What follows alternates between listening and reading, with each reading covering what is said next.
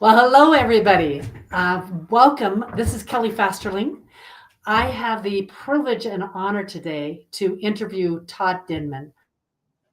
Todd is out of the Boston area.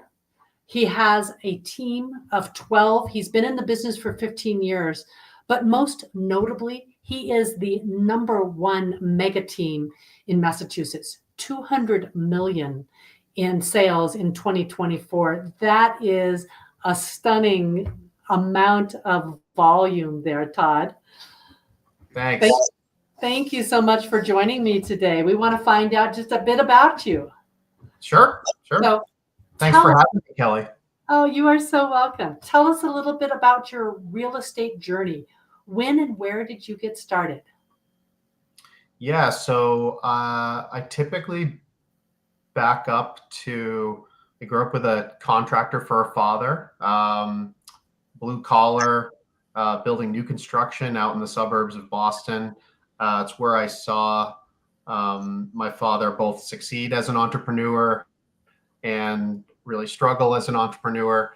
And it's also where the seed was planted of the value of real estate. And after a long stint with Starbucks, I actually started at Starbucks as a barista. Worked my way up to running multiple stores. It's really where Starbucks is really where I learned customer service, management, leadership skills. Had a passion for helping people and build things. And it wasn't until I got to my 13th year at Starbucks that I really wanted to dive back into entrepreneurship. That real estate came calling. We actually, my wife and I bought our first house with a really wonderful realtor, and I ended up joining that realtor's team when I dove into real estate. And it's been like the stars aligned for me ever since. That was 15 years ago. Yeah. Now, when you jumped into real estate, did you just jump in hook, line, and sinker full time, or was there a transition for you? Yeah, no, I did. I'm a pretty all or nothing person. So in hindsight, the stars really did align for me. I joined a husband and wife team that were really quite busy. They were expecting their first child, and I had just coming fresh out of the restaurant industry. I was used to working 80 plus hours a week and not having a lot to show for it at the end of that tenure. And so Right. jumping into real estate, the husband and wife team said, "Hey, we're gonna have you just work with our buyers." And so that's what I did. I really, you know, worked hard and just tried to take care of my clients. And I ended up selling 28 houses in my first year. Um, I think it really was a combination of just watching what others were doing and learning from them and being willing to work 7 days a week. That's really what I did. So yeah, when you say full time, it was 6 to 7 days a week for I'd say a couple of years there. So 28 transactions in your first year, that's great success for most first year realtors. What do you think attributed to that kind of success in year one? I think it was absolutely being in the right environment. So I would say the brokerage environment that I was in was really healthy and supportive, but even more importantly, the team environment that I was in. I was attached to the team leader's hip. I remember for months, and um, that team leader put us in environments where we learned what other 15 years ago teams were still kind of a not a super common thing. In fact, we were the only team in the office that we were in at the time, and but that team leader really was researching what the team model could look like in other markets, and I trusted my team leader, so I just followed his lead. And what I would say too is I remember every single day I made sure that I was out. I remember I was out on the sidewalk and I was just making sure that my 10 to 20 connections were happening every day. And so people from my Starbucks days, people from my performing music days, people that were friends and family. I was just making sure that I was making those connections happen. And I would say too that I dove headfirst into hosting open houses, and so I was hosting 6 open houses a week, 1 Friday night, 2 on Saturday, 2 on Sunday, and 1 on Monday. And so I would say like the combination of making connections happen within my sphere of influence, Right. with shadowing a really successful real estate agent, my team leader at the time, Yes. and then giving myself a platform to talk about real estate every weekend with the 6 open houses. Yes. It just was the perfect combination for me to, I think, really quickly get reps under my belt. So, I was converting buyers at open houses. I was being given leads at the team because my team leader and his wife were busy with their own business on the listing side, and they were wanting to spend time with their child. And so, yeah, and I would just say, like, I just said yes to everything that was put on my plate, for better or for worse. So you took massive action and you instilled some habits as a new agent in the business, some habits that helped you really create some consistent business for yourself, it sounds like. Absolutely. I focused, and I don't even want to take credit for it so much as I blindly. One of the best pieces of advice I was given in my first year in the business is, Todd, the book's already been written on how to do this well. So if you want to get the results that someone else has, study what they do. Yes. And I didn't wake up every day with a fire in my belly to make phone calls. That's not what most of us want to do in the morning. But I saw what those around me who were successful were doing, and I just was committed to the process. And so I just somewhat blindly just had faith that it was going to turn into something for me.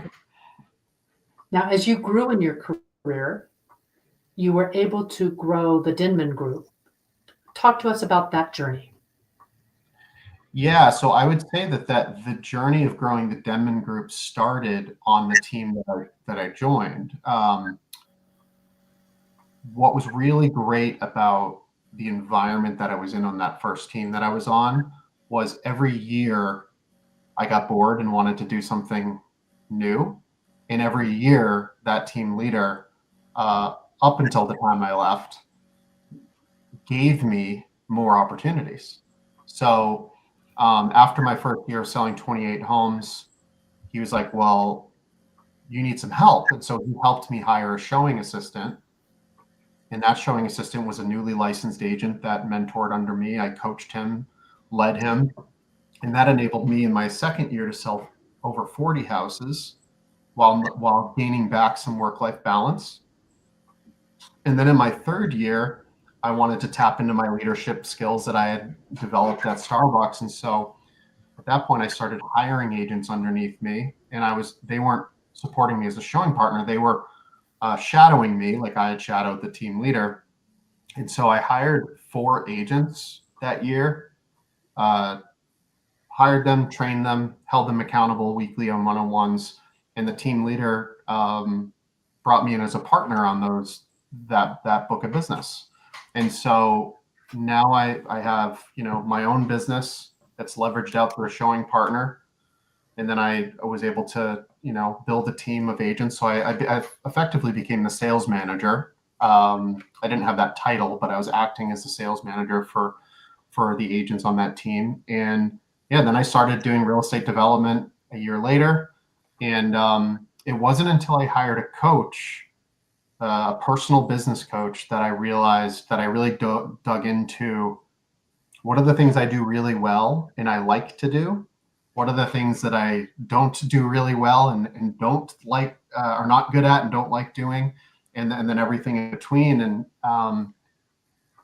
my coach really helped me, like within 3 calls, get clarity on what it is I liked to do and what I should be doing. And that's ultimately was the impetus for me to start my own team. Was I really want to have positive, lasting impact on people professionally. I want to enrich lives through real estate. And I knew that building a large enterprise team was going to allow me the platform to positively impact people, both on the team and the clients. And so that was when in 2019 was when I jumped ship and started the Denman Group. Okay. We were called something different at that point. We were called Denman Properties.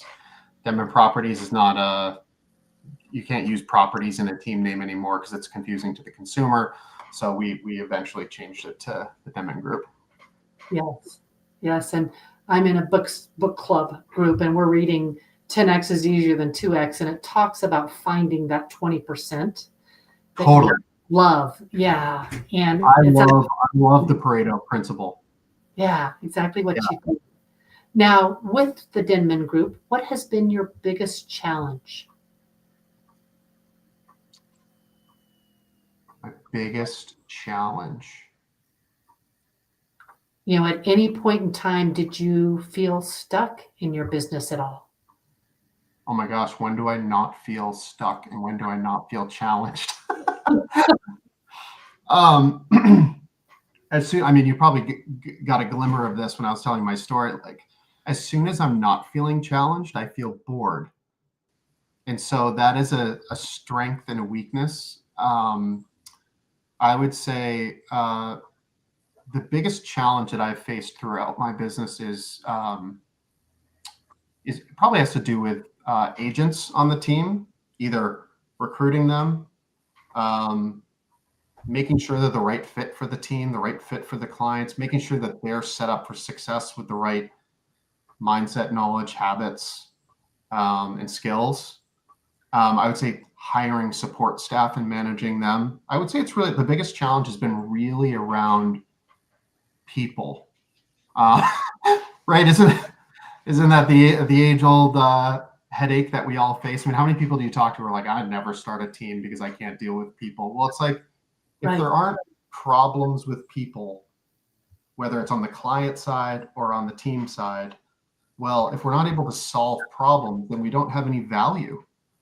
And so I would say that finding quality people, attracting them to the team, performance managing them, those are all my strengths, but I would say it's still probably been the biggest challenge possible.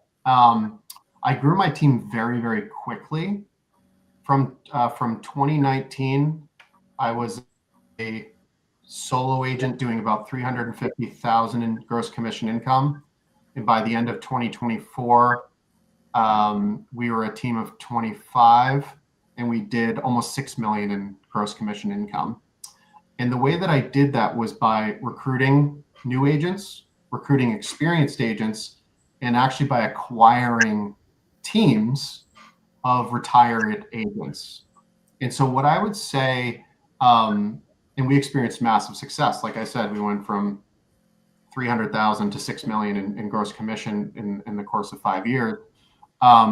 What I would say was a lesson that I've most recently learned is it's not all about the numbers. It's not all about growth for growth's sake.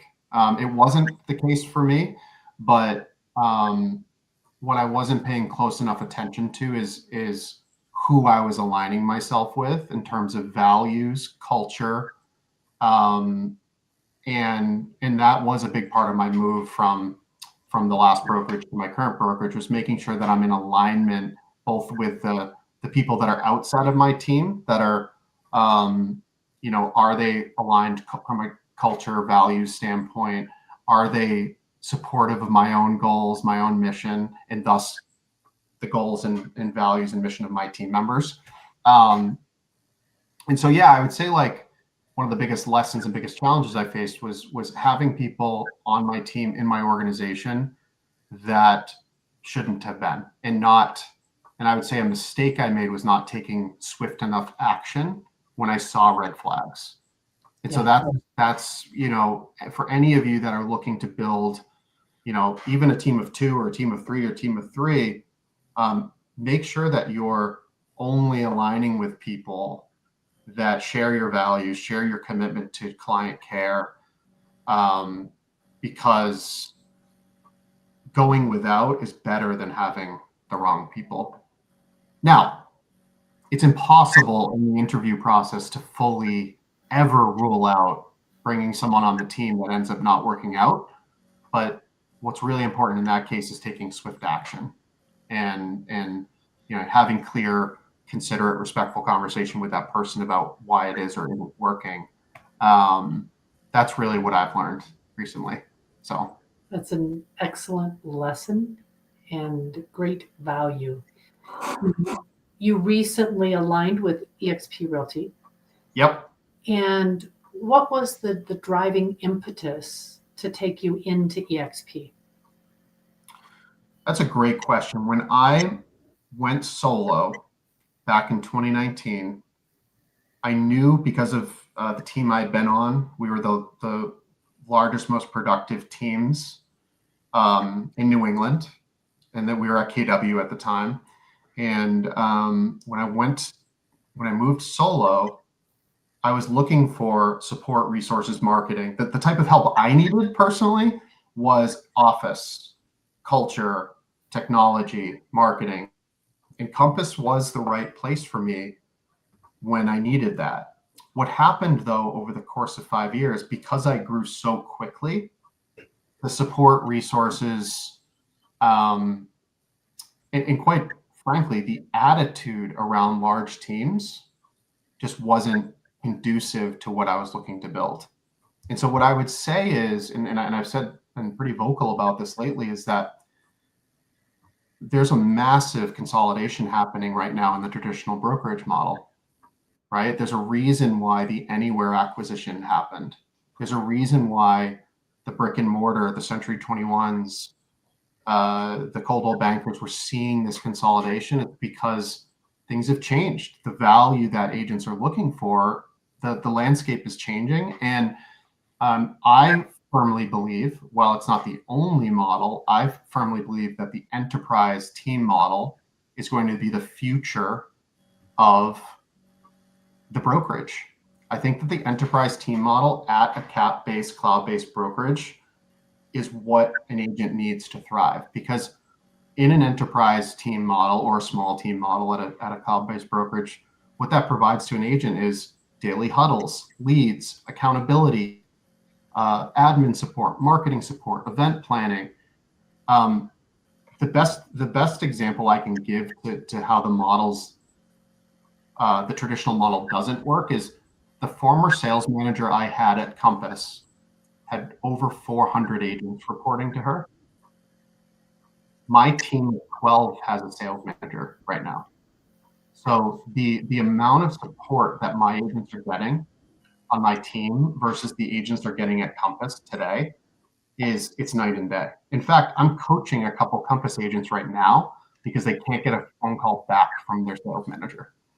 So I think moving to EXP to bring this full circle, and I have a lot of gratitude towards Compass. Like they were a really big part of my success, and so I don't want this to come off as like anything negative towards Compass. It's more me looking. Over the last few years, I've been looking at the models, and what I was watching with EXP was the collaboration that I was seeing across the country, the agents' abilities to have more autonomy to brand themselves, right? Like a brokerage in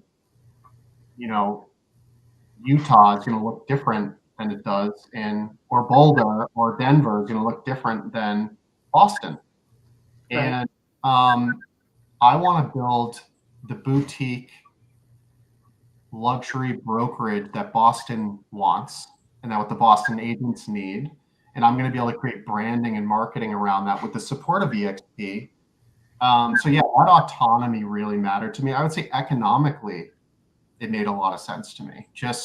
I was able to take the economics of the cap model and reinvest in a way that better supported me and my team. And there's no question you probably evaluated all that up front. What is one of the unexpected benefits of transitioning into EXP that you were surprised at? And I'll say I should have added this because this is really the thing, the linchpin that changed things for me. I talk a lot about how Compass is a consumer-facing brand. The brand of EXP in Boston is largely unheard of, or it even has a slightly negative connotation. So it's hard to for an agent to compare Compass to EXP because they fundamentally have different approaches to business. What really changed things for me was when I was able to when I visited San Diego and I saw the power of EXP, basically the top 20 entities throughout San Diego County, across all brokerages. I think it's like 18 of them are EXP enterprise teams. And when I visited San Diego and saw just the commitment to client care, the commitment to community and charity and the growth, the abundance growth mindset, it changed everything for me. It certainly helped to meet with Leo Perea, the CEO, and he had his son on his lap while we were meeting, and that like really touched me because I've got 3 kids and I'm a family guy, and so meeting with Leo face to face and meeting his son, like that was a really positive element. And then, but seeing what had actually occurred in San Diego made me envision what was possible here in the Northeast, with EXP being largely unheard of. And so, just really, I would say that aside from the nuts and bolts of the model, I would say being around meeting some of the top performers at EXP made me think about all that was possible for my own business. Right? Exactly. It's bringing it back to the Success Leaves Clues or the book's already been written. Like, I felt like I was stepping into an arena with operators. I was a big fish, and now I'm a small fish. And so for any of those of you who want big goals, like it's really about putting yourself in rooms where people are operating at a much higher level than you. And usually those people that are operating at the highest level, they want the best for you. They're willing to share and open up what they learned and the mistakes they made so that you don't have to make the same mistakes. And what's so incredibly impactful and empowering about the EXP model is with the rev share component, you can actually be in alignment with your mentors and your real estate idols. So yeah, that was really, really huge. And I would say to tie that in a bow in terms of what I didn't expect, throughout my 15 years in this industry, I've never once felt overwhelmed by abundance and support. And I feel that now. We've been here for 2 months, and I just feel like the community across the country, the broker community, the model, the collaboration, it's like overwhelmingly positive. And so that just like gets me fired up every day to like think about what opportunities are out there for partnering with others or referring business or just learning from each other. Like, it's really exciting. It is. It's those connections, those 5 people that are in our circle that we're closest to. I had one broker tell me, when I am the smartest in the room, I'm in the wrong room. Totally. I need to. It's easy for us to be the smartest one in the room because we can, not saying that, I don't know if I've ever been in a room where I'm the smartest one, but I could imagine being the smartest one in the room and you're just, you're not being challenged at all. Yeah. You aren't being stretched. Now, on your journey in real estate, what would you say you are the most proud of?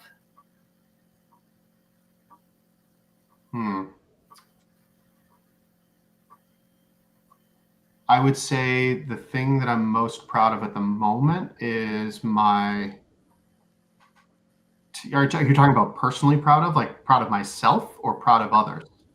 You get to answer this the way you want. Oh my goodness. Whatever came to you. I'll answer both. What I'm most, you know, I almost didn't get into this industry because of the reputation of a real estate agent. Just that reputation that they're salesy, they're pushy, they're disingenuous. And yes, there are agents out there that support that narrative. But my experience over the last 15 years, and this is what I'm really proud of, is that I think largely the real estate community are some of the hardest working, caring, um, willing to sacrifice themselves for their clients and for others. The industry is just made up of incredible entrepreneurs, and I have so much pride for what this community does for people. And personally, I would say I'm most proud of my own tenacity to stick through headwinds, whether it's that bad hire or whether it's the market shifting beneath our feet or whether it's financial troubles like it's it's self-imposed issues, right? Like we're oftentimes, I didn't pay my taxes, I think, for a year and a half because I forgot. And so, you know, I could get down on myself about that, or I could decide, hey, that was a blind spot. You had 3 kids under 3. Like, how are you going to pay them off, right? And then, so it's you know, the tenacity, I think, of being able to have headwinds ahead of you or mistakes that are either imposed on you or self-imposed. That's what I'm really proud of is the resilience, my own resilience, the resilience of the people on my team, and the resilience of the agents.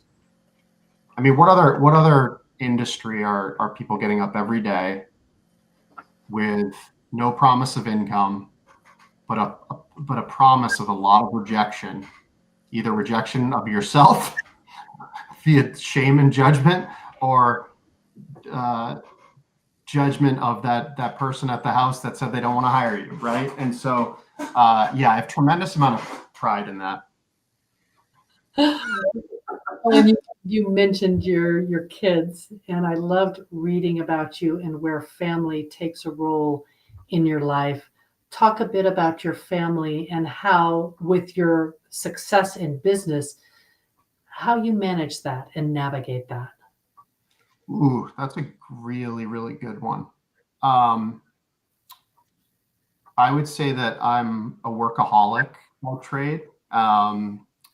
Maybe not by trade, just like naturally a workaholic. It's what my dad modeled for me. I think I assign a lot of value to my profession and to my professional accomplishments. It's just how I'm hardwired. And I think that that's been both a gift and a real challenge for me at home because I am naturally wired to think about my business and work and being a provider. That being said, having I played in a band for a long time, and I knew that the trajectory of the band was going to lead to us being on the road a lot. And I remember in my late 20s making the conscious decision to stop pursuing music because I always knew I wanted to have a family.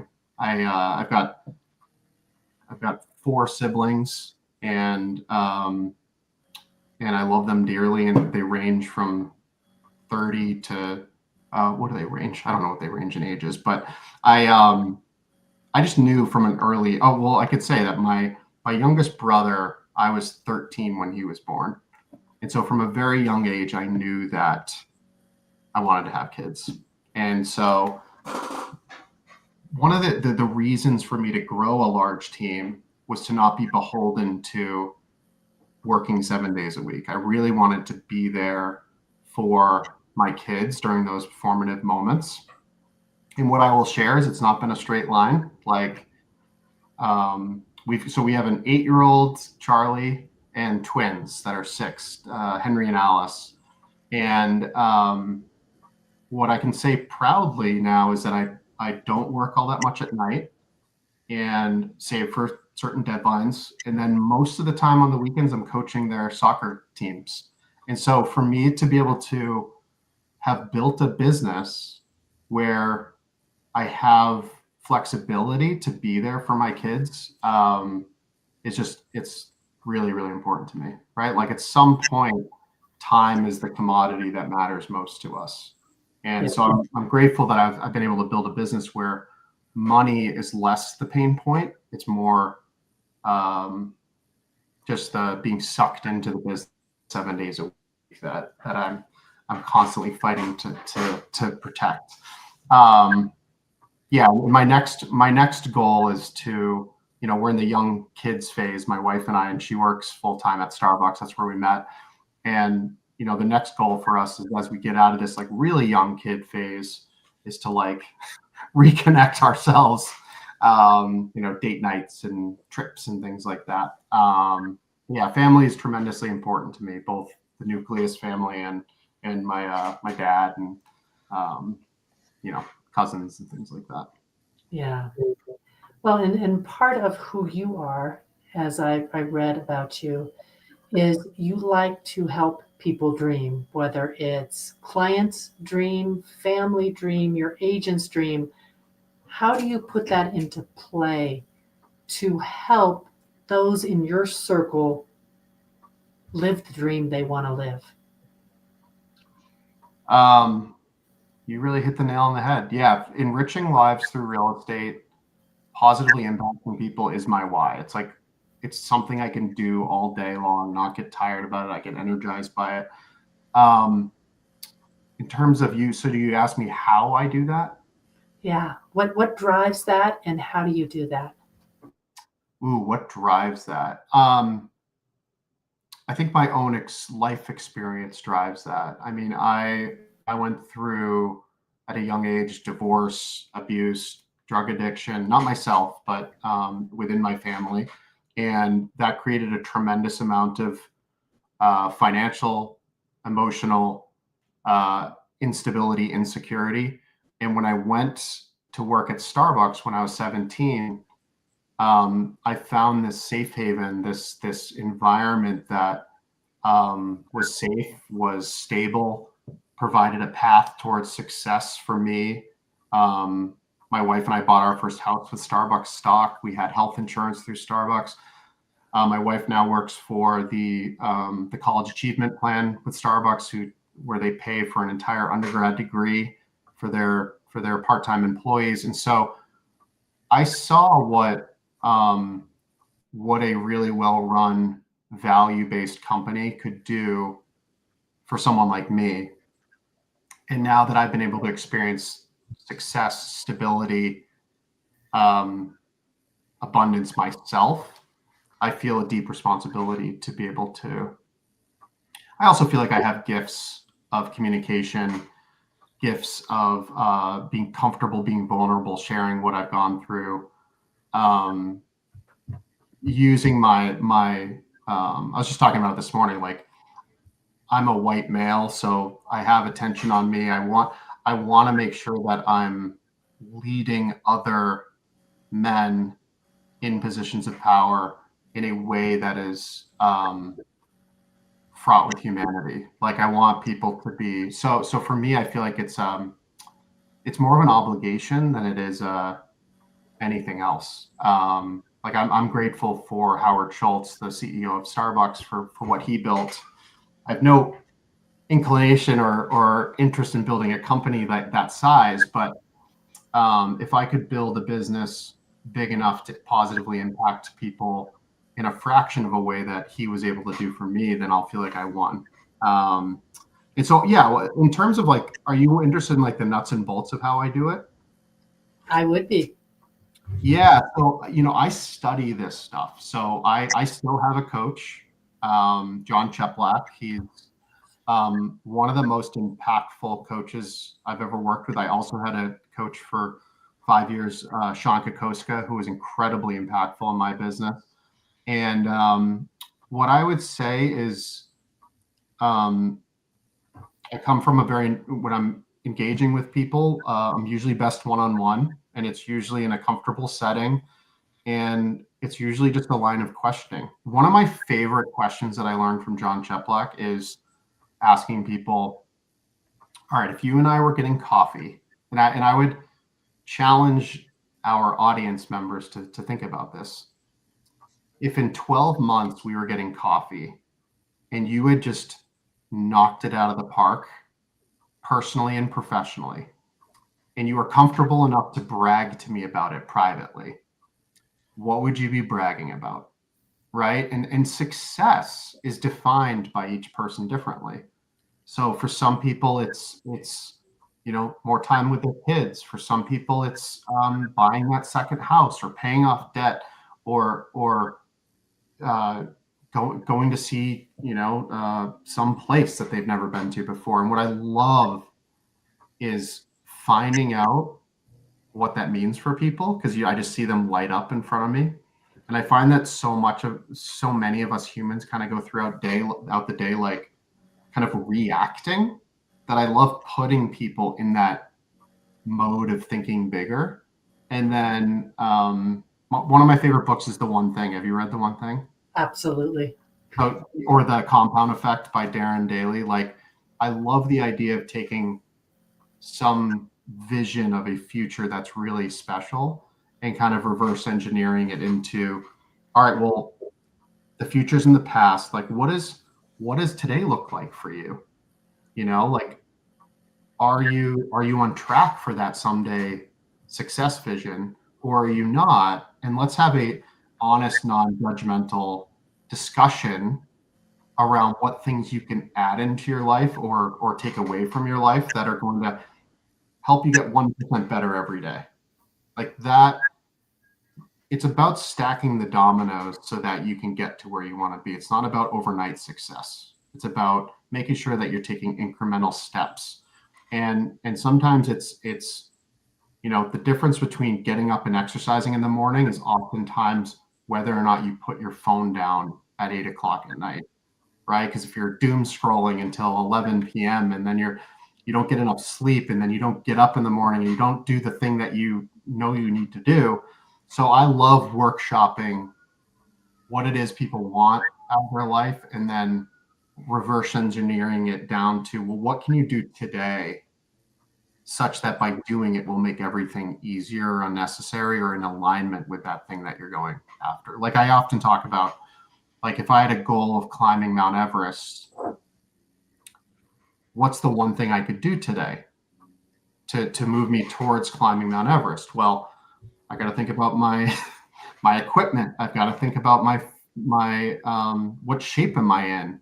And so maybe the thing and it's about what can I do? So maybe I go for a walk. Maybe I buy a book on mountain climbing. Maybe I don't know. Like, there are things that we all can do each day. We have a choice of going towards our vision and making sure that we're going towards our vision of success, or we're taking a step in the opposite direction. Going to Burger King and getting a Whopper, if I asked myself non-judgmentally, is going to Burger King and getting a value meal, is that in alignment with climbing Everest? The answer is unequivocally no. Right. So Right. like if we spend time getting clear on what it is we want, then we can start to filter our decisions around now. And what I would say is, like, you asked me, how do I help people? Well, Sean Kokoska always said to me, it's hard to read the label from inside the bottle. So it's hard for people to make that decision around whether they go to Burger King or not. Sometimes it's hard for people to understand whether or not they want to climb Mount Everest or not, right? So what I take a lot of pride in is pulling people out of their life by default and putting them into a life by design conversation, which is, have you thought about what's important to you? Have you thought about what success would mean to you? So that's usually where we start. And this time of year is a great time for that. Like, we've got New Year's right around the corner. We've got a slower time in the market. Like, this is a great time to do, a vision board or look back at what you're looking to do. And then I would say, like, accountability really matters to me. So John Cheplack always says accountability is love. So as a leader, once we know what is important to people, it's our job to remind them, and not remind them, but just hold them accountable to the things that are important to them, such that they get the decision as to whether or not they continue to do what they need to do or not do. So, like, if I share if you, like the saying, if you share your goals, you're like 10 times more likely to accomplish them if you've got people around you that know that you want to accomplish them. So that'd be my advice, is like, if you're looking to accomplish something, get it out there into the world, because you don't want to put something out into the world and then not do it. And you're going to be more likely to do it if those around you are checking in with you on how it's going. So. And Todd, I love your heart for helping people to have that dream, think abundantly, enjoy in love, in success, in what matters to them, and providing them that framework and that structure with accountability to make that happen. Thanks, Kelly. Truly been my pleasure and honor to be connected to you today. Is there anything else, Todd, that you would like to share with our audience today? I would just say that, with so much changing in the brokerage industry, whether it's the consolidation of the brokerages, whether it's the Zillow lawsuit, whether it's, the lowest number of homes selling, like, that is all noise and scarcity. And the only thing that can counteract the noise of the 24-hour news cycle, or the noise of all the negative things that are happening in our industry, is the only thing that will counteract that is collaboration. And us agents need to stick together and collaborate in a way that elevates the profession.